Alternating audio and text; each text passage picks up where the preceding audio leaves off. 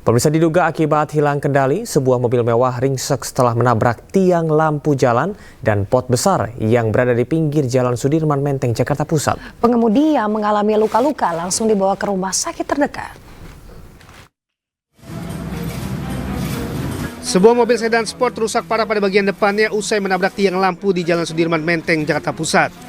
Kerasnya benturan membuat as roda bagian kanan patah dan sementara tiang lampu penerangan jalan ambruk. Menurut saksi, mobil yang melaju dari arah Bundaran Hotel Indonesia menuju Sudirman ini diduga mengalami masalah pada sistem gas yang terkunci hingga hilang kendali. Mobil baru bisa berhenti setelah menabrak tiang dan pot besar yang berada di pinggir jalan. Akibat insiden ini, pengemudi terluka dan langsung dilarikan ke rumah sakit terdekat untuk mendapatkan pertolongan pertama. Terbalik, udah dari semuanya. Langsung pas itu kan, karena saya lihat kiri kanan kosong, itu gas dikit, langsung gas lipat. Oh, kecepatan mungkin 40 juga. 40? Karena kan baru dari sini, itu putar balik, nah itu kan nggak terlalu jarang. Beruntung tidak ada korban jiwa dalam peristiwa ini, dan petugas langsung mengevakuasi mobil ke unit Laka Lantas Polda Metro Jaya. Dari Jakarta, Sofyan Firdaus melaporkan. Beraksi di 21 TKP di wilayah Kota Padang, seorang pelaku pencurian motor diciduk tim Kelewang Satreskrim Polresta Padang saat sedang tertidur. Dalam aksinya, pelaku menargetkan sepeda motor yang diparkir di depan SPBU atau di kawasan perkantoran.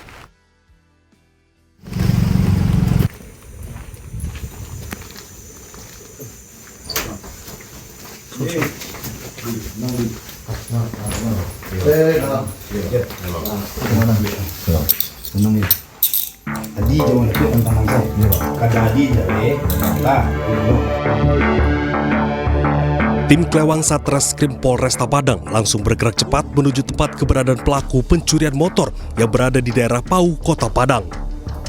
Tersangka bernama Andi Tampuak ini tak dapat berkutik saat digerebek oleh petugas di rumah pamannya saat tertidur. Pelaku mengetahui perbuatannya melakukan aksi curanmor di 21 TKP di wilayah hukum Kota Padang. Dalam melakukan aksinya, tersangka selalu menargetkan sepeda motor yang terparkir di depan SPBU atau area perkantoran. Untuk satu unit sepeda motor curian dijual seharga Rp1.600.000 kepada penadah. Setelah kita amankan, kita interogasi, si pelaku ternyata merupakan salah satu residivis kasus yang sama, pernah melakukan juga kejahatan yang sama, kasus 363 KUHP, pencurian dengan pemberatan. Sebelumnya si pelaku mengakui telah menjalani hukuman selama 1 tahun 8 bulan sebelum kasus yang ini. Dan setelah kita interogasi untuk TKP-TKP yang lain, karena si pelaku mengakui untuk perbuatannya yang telah mencuri sepeda motor yang lagi parkir di daerah Kota Tangah sebelah SPBU daerah Kota Tangah. Jadi sepeda motor tersebut dalam keadaan parkir di pinggir jalan dan si pelaku langsung menimbulkan niatnya untuk mencuri sepeda motor tersebut. Atas perbuatannya, tersangka dijerat pasal 363 KUHP tentang pencurian dengan pemberatan dan ancaman hukuman di atas 7 tahun penjara. Dari Padang, Sumatera Barat, Budi Sunandar, iNews melaporkan. Pemirsa, musisi Iwan Fals mendatangi Polres Metro Jakarta Selatan untuk diperiksa sebagai saksi terlapor Senin sore. Dalam pemeriksaan ini, Iwan Fals dicecar 16 pertanyaan. Ditemani istri dan tim kuasa hukum, musisi Iwan Fals memenuhi undangan penyidik Satreskrim Polres Metro Jakarta Selatan untuk mengklarifikasi laporan yang masuk di tahun 2021 dan 2022.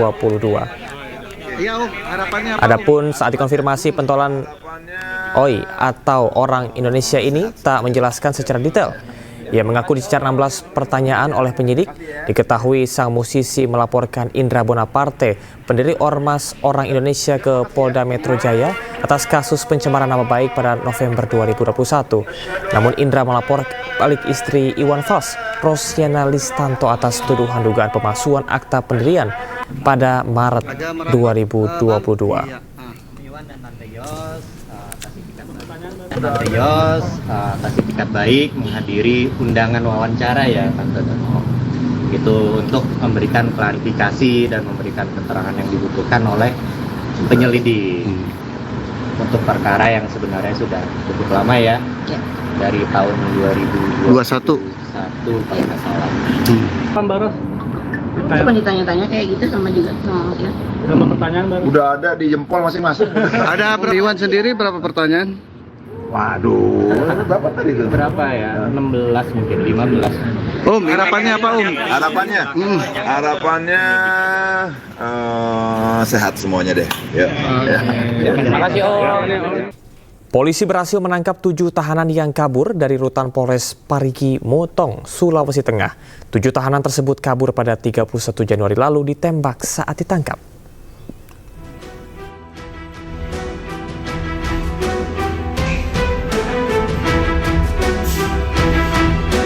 CCTV merekam detik-detik saat tahanan di rutan Polres Parigi Motong melarikan diri. Para tahanan ini kabur saat polisi yang tugas jaga membuka kunci tahanan kemudian ditabrak tahanan dan mereka kabur. Namun tak kurang dari 21 jam berhasil menangkap mereka.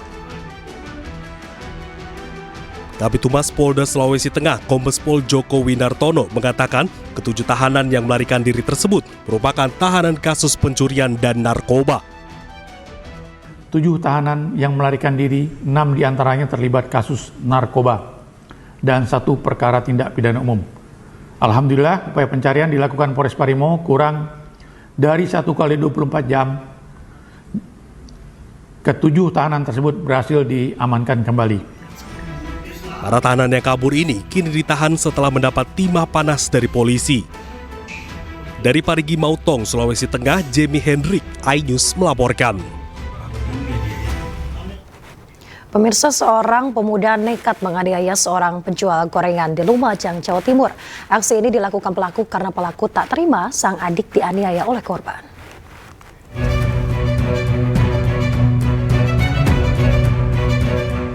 Peristiwa pembacokan terjadi di area SPBU Kecamatan Kelakah, Lumajang, Jawa Timur. Pelaku yang memakai kaos putih tiba-tiba menyerang korban yang memakai jaket hitam secara membabi buta. Bahkan korban yang sempat berlari akhirnya meregang nyawa karena mengalami sejumlah luka tebasan celurit di bagian punggung. Korban Robi warga desa Kelaka langsung dimakamkan usai menjalani otopsi. Sementara pelaku berinisial NA warga desa Wonoayu langsung diamankan Satreskrim Polres Lumajang sesaat setelah pembacokan terjadi. Hasil pemeriksaan polisi menyebut peristiwa berdarah itu terjadi karena pelaku tidak terima adiknya dianiaya korban sehingga ingin membalas penganiayaan ke korban.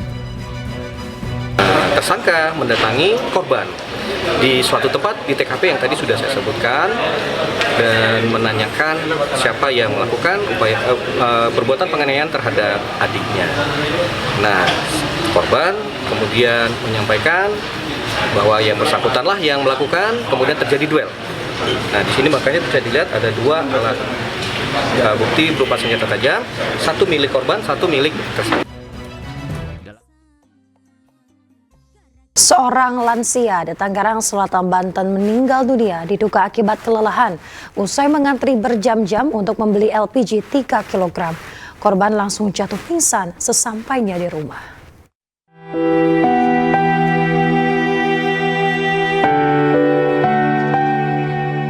Suasana duka menyelimuti kediaman Yoni Piti Saman, lansia 62 tahun yang meninggal dunia usai mengantri untuk membeli LPG 3 kg di dekat rumahnya di Pabulang, Tangerang Selatan, Banten.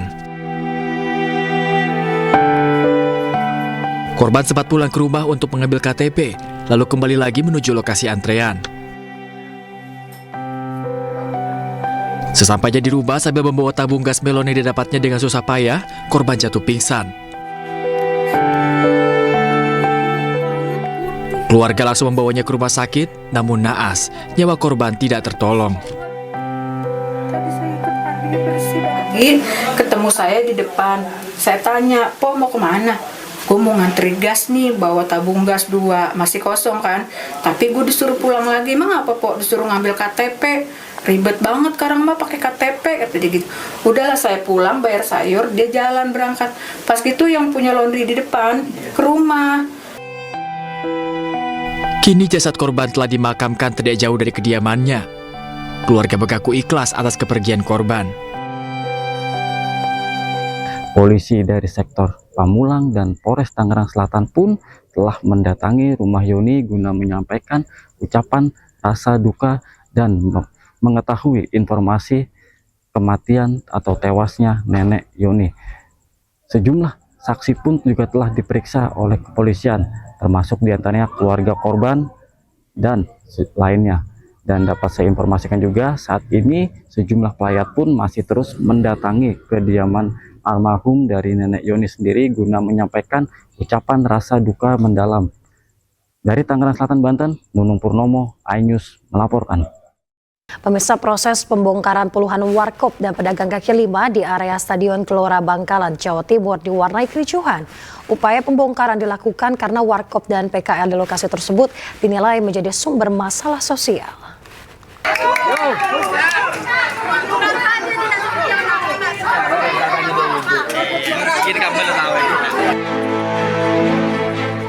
Pembongkaran puluhan warung kopi di area Stadion Gelora Bangkalan diwarnai kericuhan antar pedagang. Emak-emak pedagang saling ejek dengan pemilik warung kopi di tempat tersebut.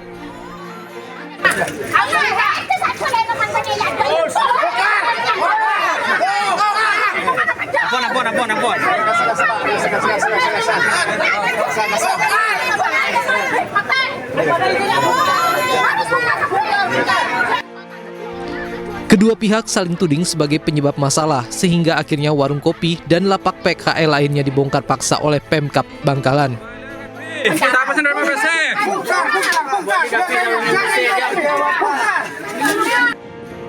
Meski sempat diprotes keras pemilik warkop dan PKL, proses pembongkaran ini pun tetap dilakukan dengan menggunakan alat berat. Selain dikawal petugas gabungan dari Satpol PP, TNI, dan Polri, upaya pembongkaran di area Stadion Gelora Bangkalan ini juga dikawal ratusan massa dari Forum Umat Islam Bangkalan Bersatu. Sebelumnya berbagai keluhan masyarakat sudah lama terdengar terkait keberadaan warung kopi di lokasi ini yang sering menjadi sumber masalah sosial dan penyakit masyarakat. Banyak ditemukan penjualan miras, peredaran narkoba, serta adanya prostitusi terselubung saat malam hari bagi para pengunjung warung kopi. Pasti kita bersepakat bahwa akan ada lanjutan dan tidak akan seperti ini dan pasti lebih besar. Pak Kiai, berdasarkan informasi tempat ini digunakan untuk apa aja Pak Kiai? Sampai ada semuanya ada di sini. Kita yang punya informasi, jadi minuman kerasnya ada, perempuan mesumnya ada, bahkan narkobanya juga ada. Kemarin aja kejadian pembacokan kan di sini. Dari sini terjadi pembacokan. Upaya pembongkaran ini sendiri dilakukan pihak Pemkab Bangkalan usai mereka mendapat desakan dari banyak tokoh masyarakat setempat karena sebagian besar warung kopi ini dinilai sudah dijadikan tempat berbagai aktivitas maksiat.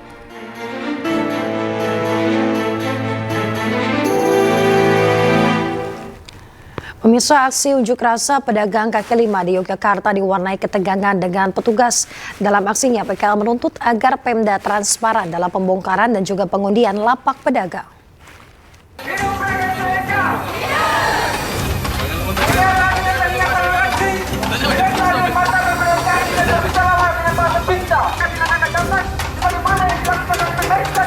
Massa yang tergabung dari pedagang kaki lima menggelar aksi dengan berjalan kaki ke gedung DPRD Daerah Istimewa Yogyakarta. Dalam aksi ini sempat diwarnai ketegangan antara massa dengan petugas. Petugas meminta para pedagang untuk memberikan jalan kendaraan melintas.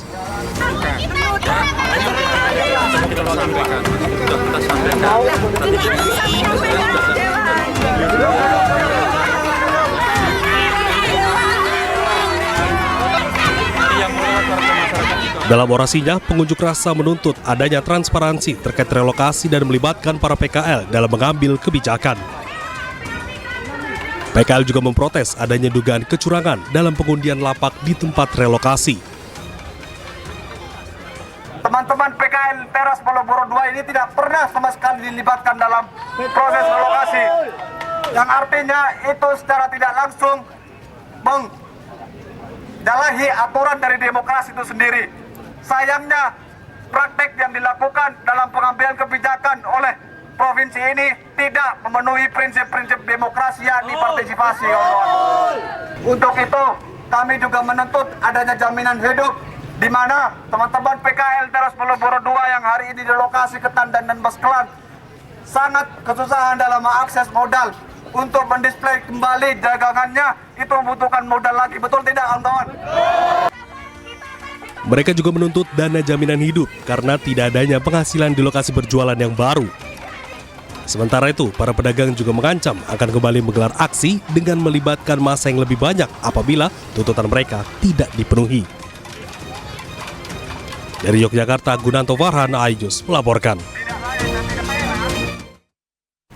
Pemirsa, ketegangan antar warga mewarnai antrian untuk mendapatkan gas 3 kg di kawasan Tiga Raksa, Tangerang, Banten.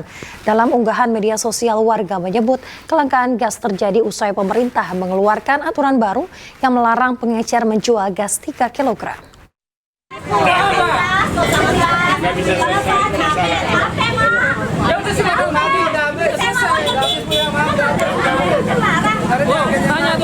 Tanya tuh. Kondisikan yang kayak gini, Pak. Kondisikan saya kayak gini. Capek. Saya mau anak kecil juga nggak ada apa-apa. Seorang ibu protes karena tak kebagian gas 3 kg saat mengantri di sebuah agen gas di Kecamatan Tiga Raksa, Kabupaten Tangerang, Banten. Ia mengaku capek karena telah mengantri lama untuk mendapatkan gas kilogram tersebut.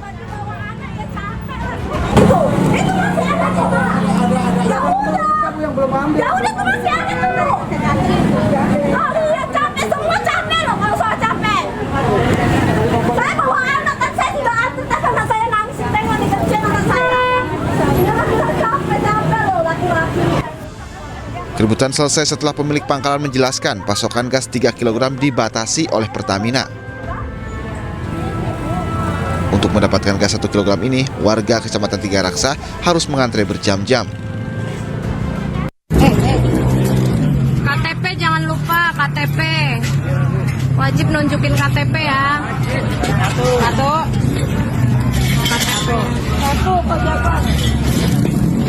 Unggahan di media sosial menjelaskan KTP wajib dibawa saat mengantre untuk mendapatkan gas 3 kg. Antrean warga untuk membeli gas 3 kg juga terjadi di Pamulang, Tangerang Selatan, Banten. Mereka menyebut susah mendapatkan gas 3 kg sejak beberapa hari terakhir. Gas di Pamulang langka, kosong. Ya, sudah berhari-hari ini nggak dapat gas, baru turun hari ini nih. Ya. Ya. Oke gas, tapi nggak ada gas. Ya. Ya. Kelangkaan gas ini terjadi usai pemerintah mengeluarkan aturan baru penjualan gas 3 kg. Dalam aturan ini, pengecer dilarang menjual gas 3 kg dan hanya bisa didapatkan di agen resmi Pertamina.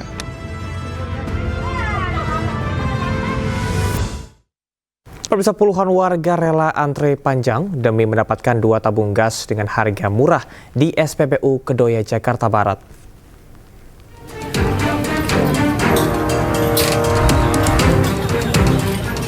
Beginilah antrean panjang puluhan warga saat hendak mendapatkan gas 3 kg di sebuah pangkalan SPBU Kedoya, Kebonjeruk, Jakarta Barat. Bahkan warga sudah menyerbu pangkalan sejak subuh dengan masing-masing membawa 2 tabung gas 3 kg. Terdapat pembatasan pembelian bagi warga yang antri sejumlah 2 tabung dengan syarat menunjukkan KTP. Meski harganya lebih murah, yakni Rp16.000 per tabung gas, namun menurut warga, kini untuk mendapatkan tabung gas sangat menyulitkan. Bu, ini kan kebijakan baru Bu dari pemerintah Bu. Ini Ibu setuju nggak sih Bu? Ya kan kalau di warung-warung eceran udah nggak ada nih. Ibu setuju nggak? Tidak lah, tidak setuju loh Pak. Yang ada di eceran kita kosong kantornya pas waktunya juga nggak ada Pak kalau kayak gini. Tapi kan harganya lebih murah Bu. Ya lebih murah tapi kan kantornya kayak gini makan waktu. Kita belum ngapa-ngapain Pak. Ya pengennya sih ya pemerintah yang bener lah kayak gini. Pak Prabowo tolong dengar kami. Kami kan rakyat kayak gini gitu loh. Kalau kami punya di Pertamina, sedangkan Pertamina seperti ini buat kami. Bagaimana gitu loh. Iya kan? Tapi kan harganya lebih murah Bu. Lebih murah tapi kan kalau misalnya nggak dapat buat apa kita? Kan sekarang kita mau masak nggak ada. Kan? Kecewa dong Bu. Jelas kecewa saya Pak Prabowo.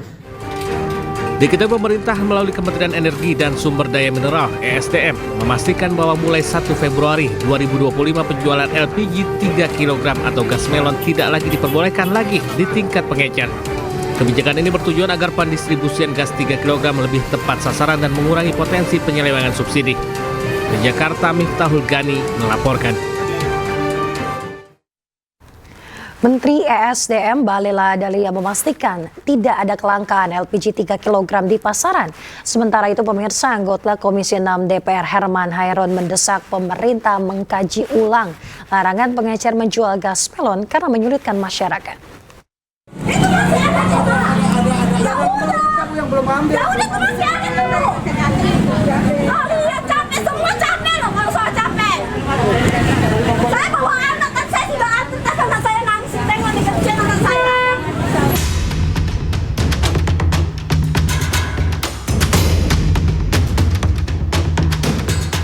Pemerintah melarang pengecer menjual LPG 3 kg mulai 1 Februari 2025. Kebijakan ini bertujuan untuk memastikan subsidi LPG tepat sasaran sehingga distribusinya lebih terkontrol. Imbasnya, masyarakat tidak lagi bisa membeli gas melon melalui pengecer biasa atau warung dekat rumah. Namun gas melon hanya bisa didapatkan di pangkalan atau agen resmi Pertamina. Anggota Komisi 6 DPR Herman Hairon meminta kebijakan ini dikaji ulang karena mengakibatkan kelangkaan LPG 3 kg dan menyulitkan masyarakat. Para penerima manfaat, penerima subsidi untuk bisa mengambil atau membeli ke pangkalan. Pangkalan itu kan titiknya ditentukan. Titiknya kan hanya satu titik pangkalan. Nah, kalau satu titik pangkalan apakah bisa menjangkau ke desa, ke kampung? Nah, kalau tidak, berarti harus ada ongkos tambahan bagi para penerima subsidi ini untuk membeli sampai ke pangkalan. Nah, oleh karena ini harus dipertimbangkan. Maka itu ya saat ini berita di berbagai tempat ada kelangkaan ya pasti langka karena dengan pelarangan terhadap penjualan gas LPG ada di warung-warung, toko-toko sebagai subordinasi dari pangkalan, ini juga pada akhirnya semua tidak bisa menyalurkan. Oleh karena itu ya pasti langka. Nah, bukan masalah langka gas melonnya, tapi langka di warung-warungnya, sehingga mereka harus membeli ke pangkalan. Sementara itu, Menteri ESDM Bahlil Lahadalia memastikan tidak ada kelangkaan LPG 3 kg di pasaran. Bapak Ibu semua, saudara-saudara saya dimanapun berada, mohon kasih kami waktu sedikit saja. Kami selesaikan ini. Barang nggak ada langka, saya jamin. Saya jamin nggak ada langka, cuman persoalannya dari 100 meter, sekarang mungkin jauh lebih dari itu ngambilnya. Tapi mungkin biaya transportasinya sedikit yang harus ditambahin untuk bisa. Kita cari formulasi lah, supaya tujuannya apa? Ini diberikan kepada saudara-saudara kita yang berhak. UMKM tetap dapat LPG dengan harga yang mungkin jauh lebih murah. Nggak boleh, karena banyak pemain-pemain di oknum pemain itu memainkan harga. Aku nggak mau lagi. LPG 3 kg merupakan program subsidi pemerintah dengan anggaran lebih dari 80 triliun rupiah dengan penerima manfaat lebih dari 40 juta pelanggan. Gas melon ini hanya diperuntukkan bagi kalangan menengah ke bawah atau pelaku usaha kecil dan menengah. Tim Liputan iNews melaporkan.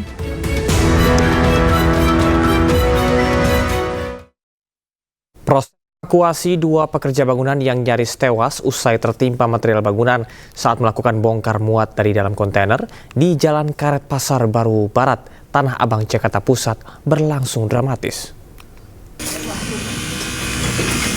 Dia pakai yang lebih panjang. Apa, geser. Petugas penyelamat dari Damkar Sektor Tanah Abang langsung diterjunkan ke lokasi guna mengevakuasi dua pekerja yang tertimbun material bangunan di Jalan Karet Pasar Baru Barat, Tanah Abang, Jakarta Pusat. Dan kalau mau geser ke kiri dikit orangnya baru angkat. Karena masih katalan. Di dalam kontainer, salah satu korban nampak sudah tak berdaya dengan sebagian tubuh tertimbun tumpukan batu marmer. Insiden bermula saat korban bernama Diki dan rekannya tengah melakukan bongkar muat batu marmer dari dalam kontainer.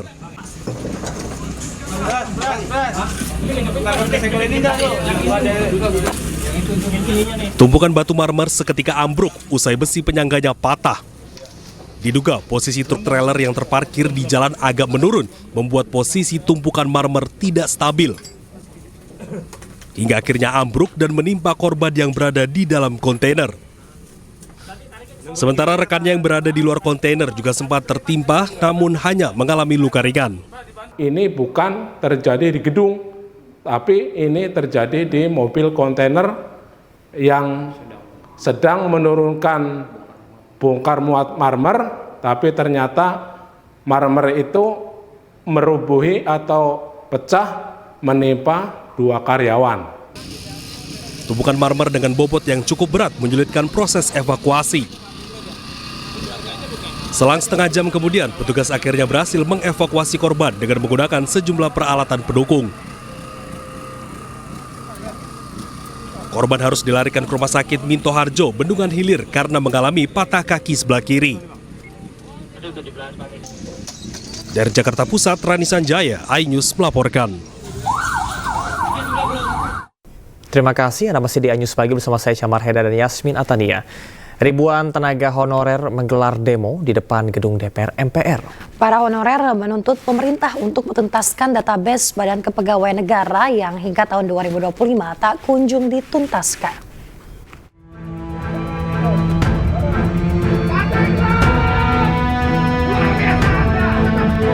Sejak Senin pagi, aliansi honorer melakukan aksi unjuk rasa dan orasi di depan gedung DPR MPR Jakarta. Masa honorer yang lengkap dengan atribut aksi ini mendesak pemerintah untuk menuntaskan data BKN atau data para honorer.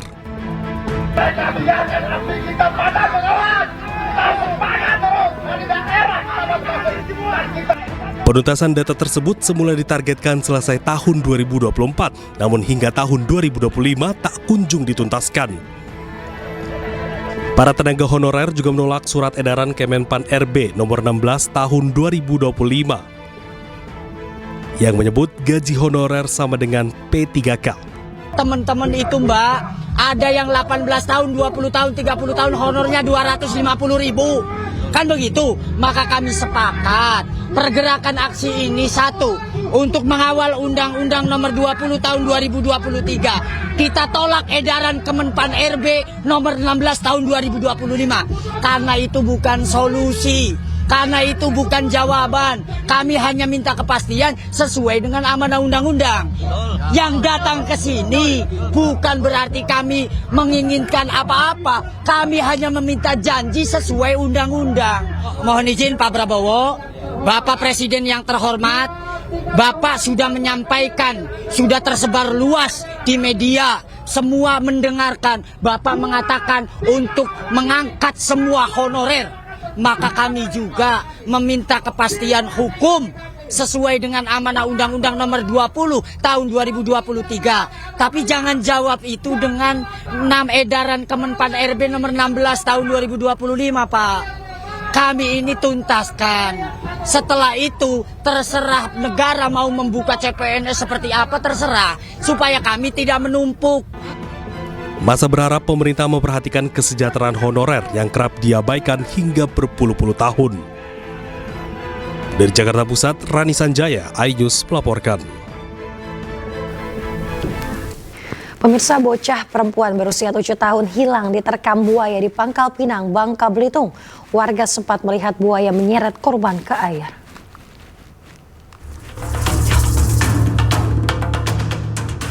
Video amatir warga merekam saat buaya muara menyeret seorang bocah 7 tahun dan menenggelamkannya ke dalam air.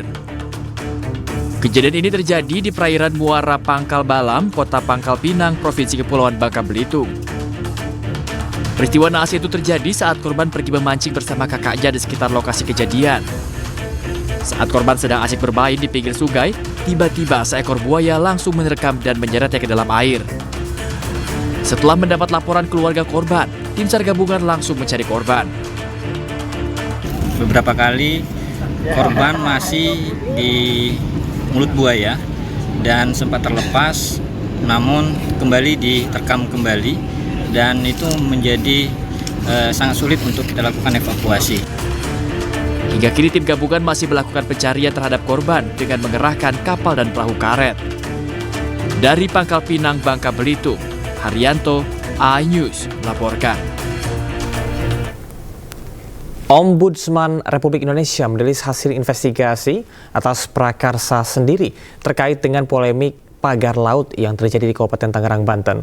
Temuan investigasi Ombudsman dari adanya pagar laut, yakni kerugian nelayan yang mencapai 24 miliar rupiah, penguasaan ruang laut hingga unsur pidana. Ombudsman mendapatkan informasi 28 November dan 2 Desember 2024 terkait dengan keberadaan pagar laut yang merugikan para nelayan dari sisi perekonomian.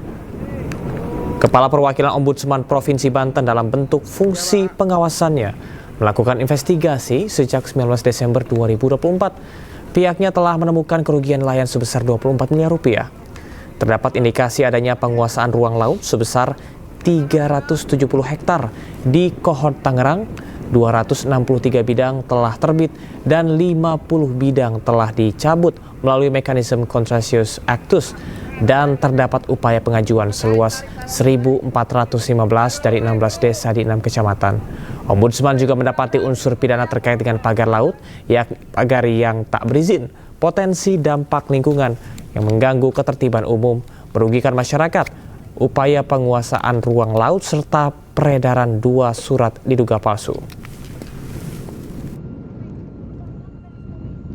Pertama adalah kami menyatakan bahwa memang ada maladministrasi. Kami mengapresiasi upaya yang sudah dilakukan DKP di saat mendapatkan laporan masyarakat, langsung melakukan kunjungan lapangan, melakukan penghentian di saat panjangnya masih 10 km, berkoordinasi dengan KKP, tapi membutuhkan waktu yang cukup lama sampai dengan 22 Januari kemarin baru lakukan pembongkaran. Kita meyakini ada indikasi yang kuat bahwa keberadaan pagar laut ini adalah dalam rangka upaya menguasai ruang laut. Adanya dokumen yang menunjukkan adanya permintaan atau upaya penguasaan ruang laut di mana 370 hektar awalnya diajukan di daerah Kohort yang sebagian sudah terbit atau seluruhnya sudah terbit. Kami tidak bisa membandingkan dengan 263 bidang yang sudah terbit dan 50 yang sudah dicabut. Berdasarkan perhitungan kami, minimal kerugian yang dialami oleh hampir 4.000 nelayan itu mencapai sekurang-kurangnya 24 miliar.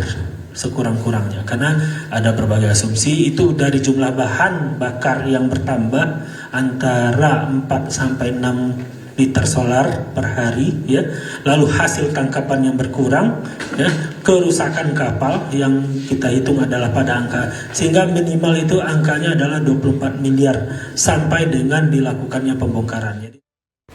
Pemirsa, Menteri Dalam Negeri Tito Karnavian mengungkapkan lebih dari 50% anggaran terdampak pemangkasan. Anggaran di Kemendagri bahkan mengalami efisiensi hingga 2,7 triliun rupiah. 267 setelah diefisiensi menjadi. Menteri Dalam Negeri Tito Karnavian menjalani rapat kerja bersama Komisi 2 DPR RI. Dalam rapat kerja disampaikan bahwa lebih dari 50% anggaran terdampak pemangkasan. Di Kementerian Dalam Negeri, efisiensinya adalah 2,7 triliun dari total semula pagu anggaran 4,7 triliun rupiah. Efisiensi lebih kurang mencapai 57,46%, sehingga sisa pagu Kemendagri sebesar 2 triliun lebih atau 42,54%. Kebijakan efisiensi ini sesuai instruksi Presiden Prabowo Subianto.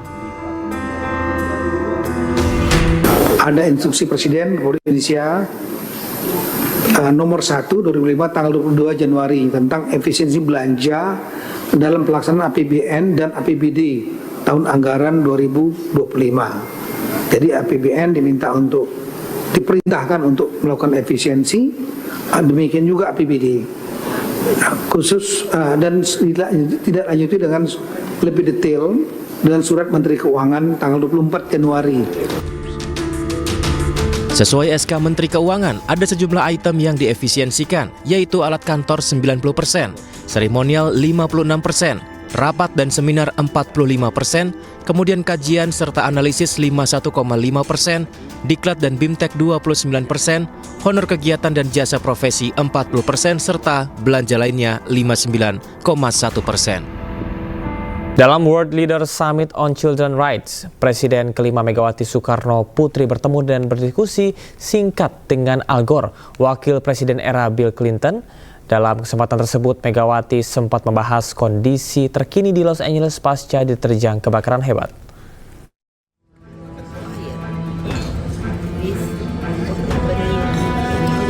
Di sela-sela World Leader Summit on Children's Rights yang diikuti oleh sejumlah pemimpin negara di Vatikan, Megawati Soekarno Putri memberi perhatian khusus terhadap bencana kebakaran yang terjadi di Los Angeles, California beberapa waktu yang lalu. Berdiskusi secara singkat dengan Presiden kelima Republik Indonesia tersebut, Al Gore, wakil Presiden era Bill Clinton, menjelaskan beberapa penyebab kebakaran yang meluas di Los Angeles.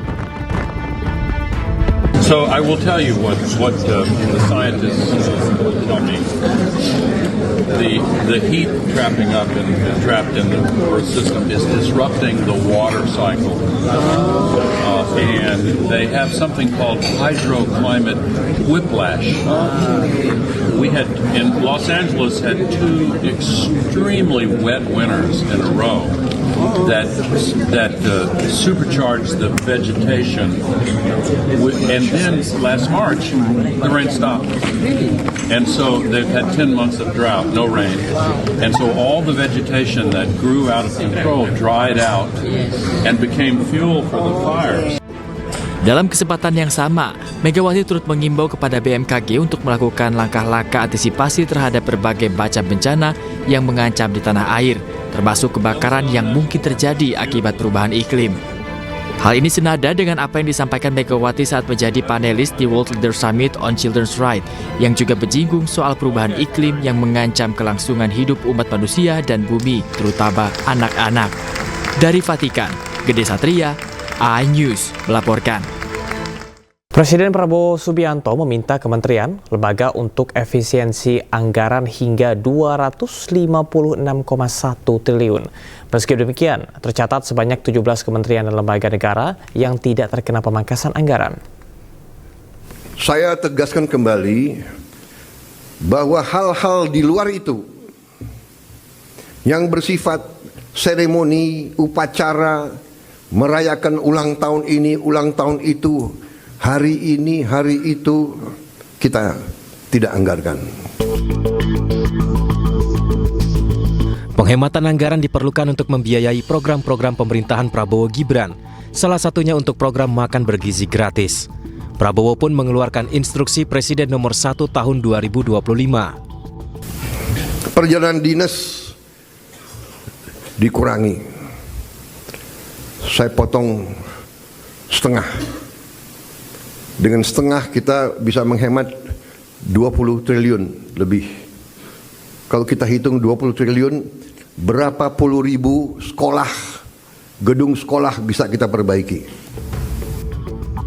Menteri Keuangan Sri Mulyani pun mengeluarkan surat instruksi untuk pemangkasan anggaran kementerian.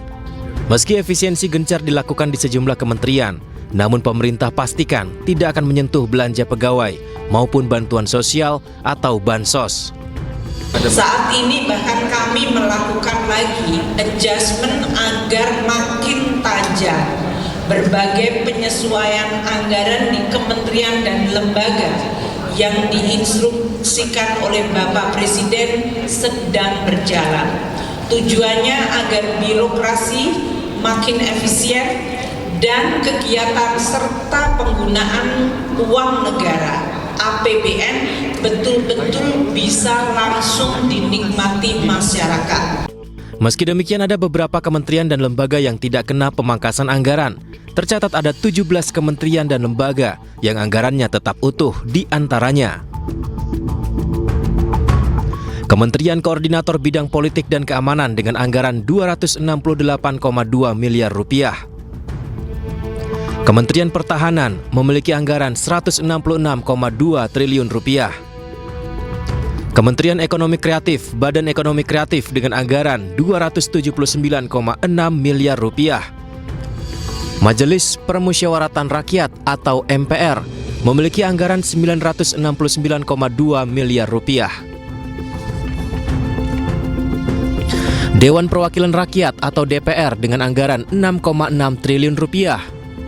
Kepolisian Republik Indonesia dengan anggaran 126,6 triliun rupiah. Komisi Pemberantasan Korupsi atau KPK anggaran 1,2 triliun rupiah. Badan Pemeriksa Keuangan BPK anggaran 6,1 triliun rupiah. Mahkamah Agung anggaran 12,6 triliun rupiah. Kejaksaan Republik Indonesia 24,2 triliun rupiah. Badan Narkotika Nasional atau BNN memiliki anggaran 2,4 triliun rupiah. Badan Pengawas Keuangan dan Pembangunan atau BPKP memiliki anggaran 2,4 triliun rupiah. Bendahara Umum Negara pagu anggaran 1.932 triliun rupiah.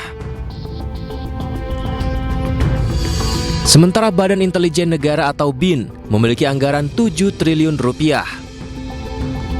Mahkamah Konstitusi atau MK memiliki anggaran 611,4 miliar rupiah. Pusat Pelaporan dan Analisis Transmisi Keuangan atau PPATK memiliki anggaran 354,5 miliar rupiah. Dan terakhir, Badan Gizi Nasional memiliki anggaran 71 triliun rupiah. Pemerintah juga telah menyiapkan anggaran sebesar 144,6 triliun. Anggaran ini untuk memastikan ketahanan pangan nasional di tengah potensi gejolak pangan global pada 2025. Tim Liputan iNews melaporkan. Menteri Pertahanan Prancis pemirsa Sébastien Lecornu bertemu dengan Presiden Prabowo Subianto di Hambalang, Bogor, Jawa Barat.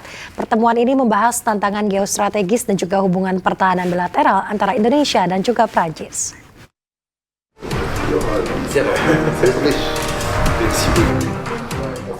Menteri Pertahanan Prancis Sébastien Lecornu menyambangi Presiden Prabowo Subianto pada 31 Januari 2025.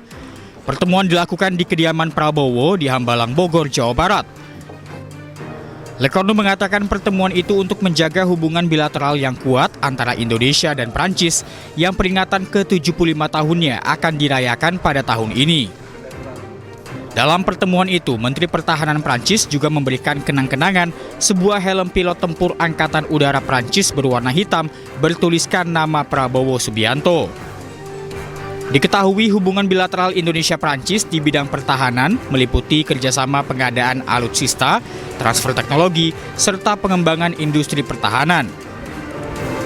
Beberapa kerjasama Indonesia-Prancis diantaranya menandatangani Defense Cooperation Agreement pada 2020, pembelian pesawat tempur Rafale, sampai kerjasama bidang intelijen, pelatihan militer, dan pemberantasan terorisme. Tim Liputan iNews melaporkan. Komisi 10 DPR RI resmi menyetujui naturalisasi 3 pemain sepak bola keturunan Indonesia. Atas keputusan DPR tersebut, Menteri Pemuda dan Olahraga Dito Aryo Tejo menyampaikan terima kasih. 2 Januari 2020. Dalam rapat bersama Menpora dan PSSI, Komisi 10 menyatakan 3 pemain yang dinaturalisasi adalah Ole Romeni, Dion Marks, dan Tim Japens. Pemberian naturalisasi ini dilakukan karena timnas Indonesia membutuhkan penyerang dan pemain bertahan. Ole Romeni diharapkan bisa menambah kekuatan timnas Indonesia saat melawan Australia di Sydney 20 Maret mendatang. Yang baik dalam posisinya untuk pemain kedua. Enggak, Ole itu jangka pendek 2026. Nah, 2030 itu jangka panjang di atas 5 tahun. Berarti untuk kualifikasi. Iya, kan 20 Maret dia udah main. 20 Maret kualifikasi Piala Dunia 2026. Setelah ini ada naturalisasi siapa lagi? Pastinya kita akan menunggu bagaimana tim diaspora bersama PSSI melakukan talent scouting untuk potensi diaspora ya. Waktu dekat ini yang kita utamakan itu adalah bagaimana supaya timnas senior di kualifikasi round 3 ini betul-betul mempunyai daya juang yang lebih bagus, mempunyai kualitas tambahan yang lebih bagus, dan tentunya kita bisa mendapatkan poin lah di setiap pertandingan. Jairo, Ridho. Itu nanti ya, saya belum bisa jawab. Kita akan ke informasi selanjutnya. Pemirsa, jersey laga tandang atau away Timnas Indonesia resmi diluncurkan kemarin. Ya, sesi pemotretan jersey anyar tersebut dilakukan di 3 negara berbeda dan melibatkan sejumlah bintang skuad Garuda.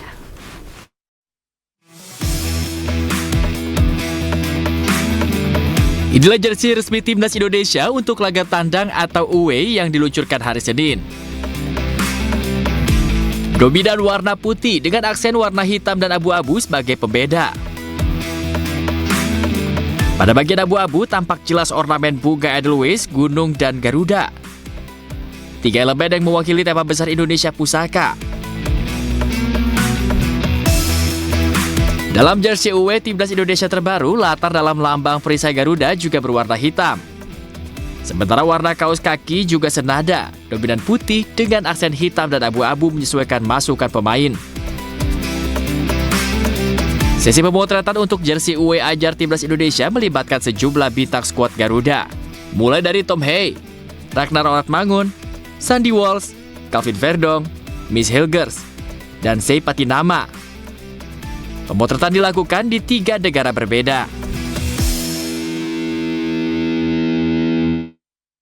Pemirsa, kapal milik Basarnas Kota Ternate mengalami kecelakaan di perairan Oba Tidore, Maluku Utara. Akibatnya 5 penumpang luka-luka, 3 orang meninggal, dan 1 orang dinyatakan hilang.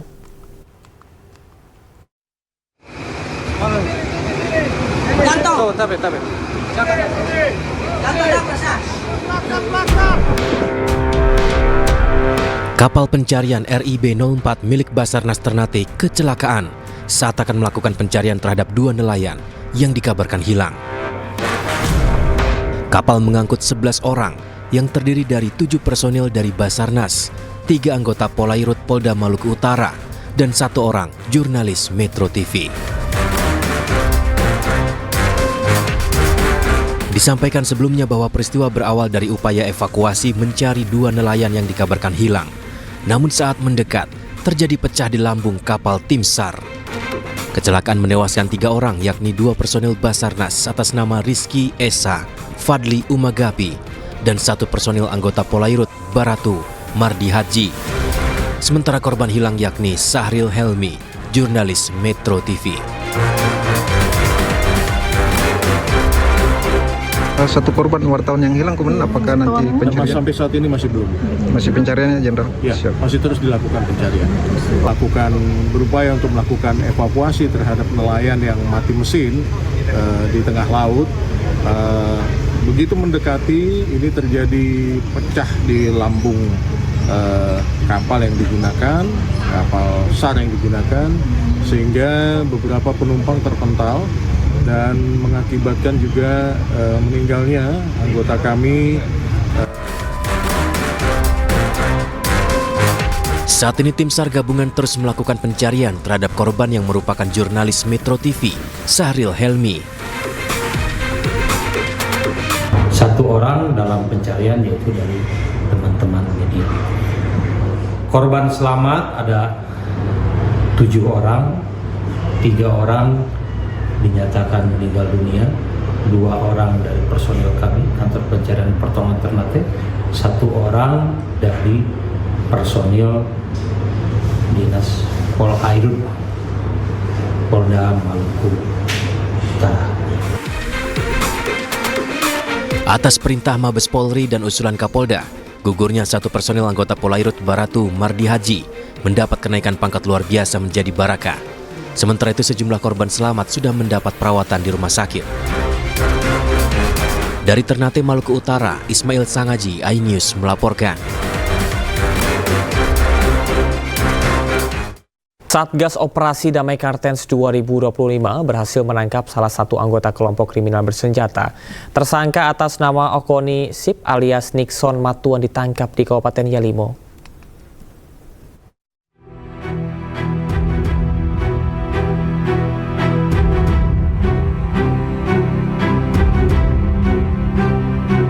Okoni Siep alias Nixon merupakan anggota kelompok kriminal bersenjata Yalimo, komplotan Aske Babel. Siep ditangkap di Kabupaten Yalimo, Papua Pegunungan. Dalam operasi ini, Satgas Damai Kartes juga mengamankan 2 pucuk senjata api laras panjang jenis AK Cina 2000P beserta 2 buah magazin berisi 46 butir amunisi tajam. Senjata dan amunisi ini sebelumnya dilaporkan dibawa lari oleh Aske Mabel dari Polres Yalimo pada Juni 2024. Berdasarkan hasil penyelidikan, Okoni Siep diduga kuat terlibat dalam aksi penembakan yang menewaskan 2 orang warga pada 5 November 2024 di Jalan Transwamena, Jayapura. Satgas Damai Kartes telah berhasil menangkap salah satu dari kelompok kriminal bersenjata pimpinan AM. Pelaku yang kita tangkap ini berinisial OS alias NM, dan dari pelaku kita bisa menyita 2 pucuk senjata api jenis AK dengan amunisi sebanyak 50 butir. Pelaku terlibat berbagai insiden di tahun 2024 yang mana mengakibatkan korban meninggal dunia.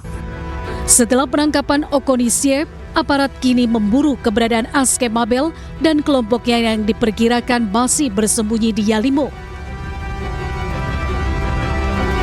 Dari Kabupaten Yalimo, Papua Pegunungan, Freddy Nuboba, iNews melaporkan. 2 orang remaja yang bercengkrama di malam minggu dipalak 2 oknum anggota Polrestabes Semarang. Setelah diperiksa Propam, kedua oknum berpangkat Aibda dan Aibtu tersebut terbukti melanggar hukum pidana dan kode etik Polri.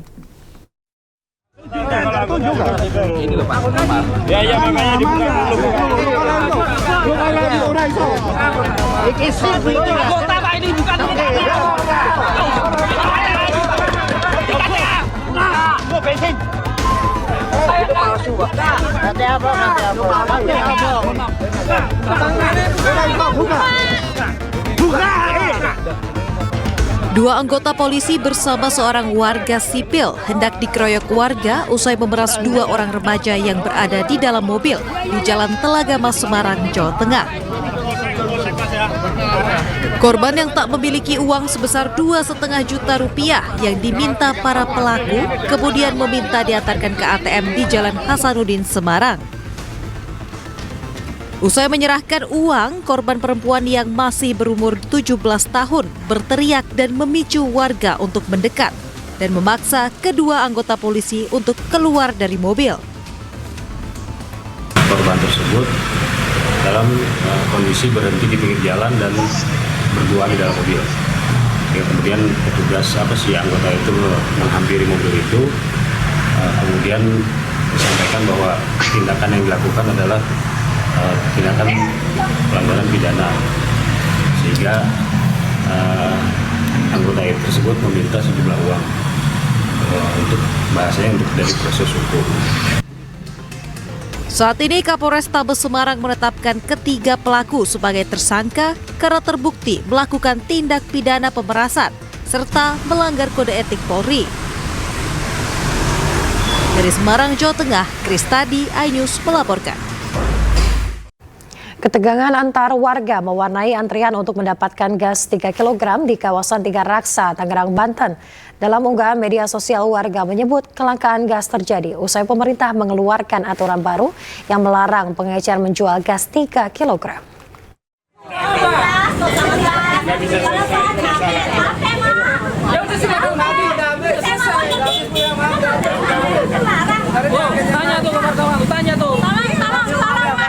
Kondisikan yang kayak gini, Pak. Kondisikan saya kayak gini. Capek.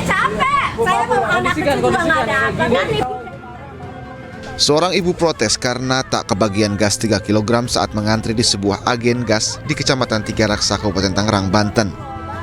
Ia mengaku capek karena telah mengantri lama untuk mendapatkan gas kilogram tersebut.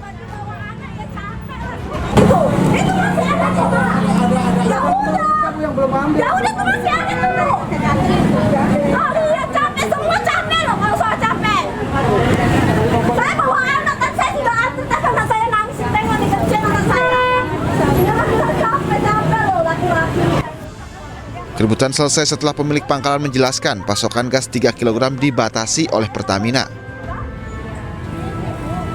Untuk mendapatkan gas 1 kg ini, warga Kecamatan Tiga Raksa harus mengantre berjam-jam.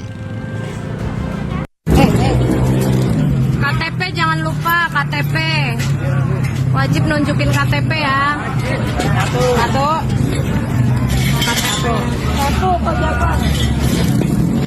Unggahan di media sosial menjelaskan KTP wajib dibawa saat mengantre untuk mendapatkan gas 3 kg. Antrean warga untuk membeli gas 3 kg juga terjadi di Pamulang, Tangerang Selatan, Banten. Mereka menyebut susah mendapatkan gas 3 kg sejak beberapa hari terakhir. Gas di Pamulang langka, kosong. Ya, sudah berhari-hari ini nggak dapat gas, baru turun hari ini nih. Ya. Ya. Oke gas, tapi nggak ada gas. Ya. Ya.